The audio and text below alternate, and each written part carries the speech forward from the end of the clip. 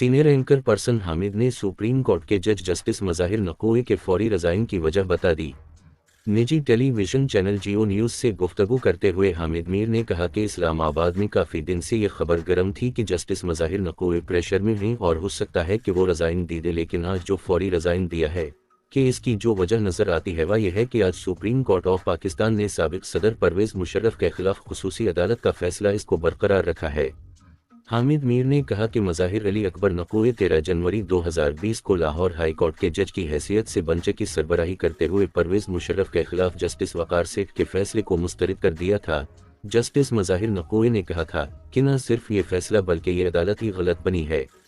Senior anchor person ने कहा कि आज परवेज़ मुशर्रफ के खिलाफ जो सुप्रीम कोर्ट का फैसला आया है, इसमें जस्टिस वक़ार सेठ का फैसला बरकरार रखा गया है। इसके बाद जस्टिस मज़ाहिर नक़वी के खिलाफ सुप्रीम जुडिशल काउंसिल में कोई रिफर होता या ना होता। सुप्रीम कोर्ट का इतना बड़ा फैसला है कि जस्टिस मज़ाहिर नक़वी को अखलाक़ी तौर पर ही रिज़ाइन दे देना चाहिए था। उनका मज़ीद कहना था कि जस्टिस मज़ाहिर नक़वी के रिज़ाइन की बुनियादी वजह सुप्रीम कोर्ट का फैसला है, क्योंकि ये एक बहुत बड़ा फैसला था।